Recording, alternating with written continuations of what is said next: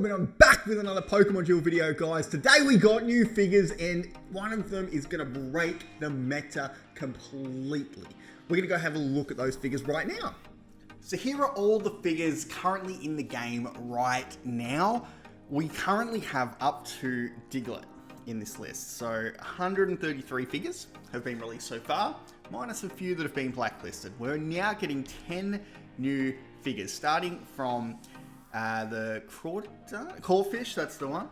Crawfish, all the way up to Chestnut. So we're going to go have a look through these figures.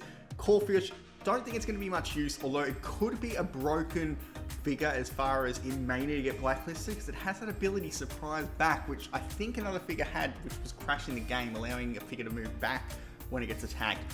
Whether that works now, I don't know. I don't think it does. We'll find out, but someone will let me know probably. Next up is Jigglypuff. We have Jigglypuff. This figure's actually going to be quite good. It has a 140 attack on the wheel. Like, imagine that confused. If it's running into that Lullaby, which is pretty big, it can hit for that 140. Not too bad. Although the double slap's also quite big. So, yeah, it's...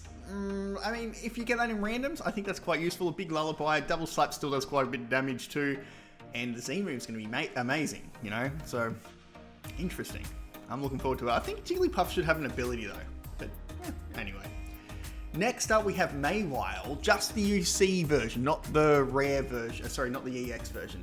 Has the Trickery, which can spin to the bite. If it hits that blue, it can choose. Oh, it doesn't get to choose. It automatically shifts to 2 segments. There you go. I thought you got to choose on that. Interesting. Anyway, next up, we have Cyndaquil, useless figure, useless stats. Shutterbug, I think he's going to give it a buff at some point, because it is, I think, his favourite Pokemon, so we'll see. Next up, we have Xerneas. Xerneas has some really good attacks. The Moonblast hits for 99, which will be great for taking out Mews. You could increase one of the Moonblasts, I guess, to like 109, leave one at 99. You've also got the Fairy Mist, which can increase all your Fairy-type figures' attack strength as well. And you have an ability which can increase the MP of your own figures while reducing the MP of your opponent's figures if you're adjacent to them. So depending on how you use it, could be quite useful. However, I think this figure, also one thing to note, it has Geomancy as well. So it has this spin again attack, which can increase the attack of your Moonblast by 50, which could be quite good. Let you hit for about 149 plus whatever chain levels you have. But this figure is nowhere near as good as the next one on the list, which is Yveltal. And this is the one that is going to break the entire meta. This is insane what this thing can do. It's hitting for 151, so it outdamages all those dragons. Ray, it outdamages Giratina. You know, the dragons are running all over the meta right now, and this can take them down. It can also block ghost type figures on the field from passing through any dark type figure. So for stopping Shedinja, or, you know, mainly just Shedinja, there are some other ghosts as well, but that's the main one that a lot of people are using. It can block that. It can increase the attack of your dark type figures, similar to Xerneas as well. And it has Draining Wind, which is a purple attack that can reduce the MPs of your opponent as well, give them an MP marker -1 and draw them in. Yeah, it's a pretty strong figure. This is what I actually have a video. We're going to have a look at it straight after we finish looking at these figures of me using it in battle. I pulled it straight away during a live stream when Shutterbug announced that the new figures were out, and yeah, I had to have a go at it. It was really fun to use. Although I wasn't that successful with it at the time, I can see the potential of this figure. It's going to be amazing. It's going to be the strongest figure in the game for sure. The only thing, probably a bit weak to Mew, maybe. But other than that, it's going to be really good. The last figures on the list, we have Leopard. It's not that impressive, really. Hits for 50. No ability. Not going to worry about that too much. But Barrel, it's got some strong attacks, like Surf for 110. A lot stronger than Bidoof. But, yeah.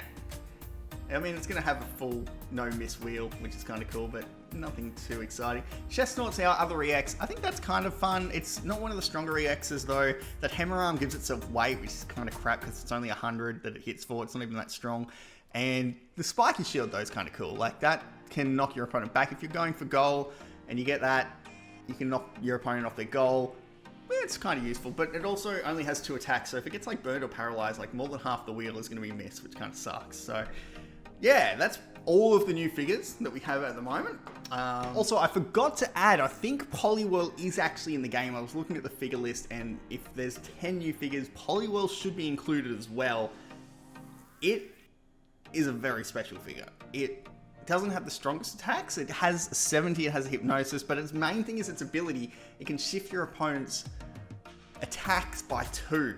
So it can make them hit, especially if they're not fully leveled up, especially if they have misses.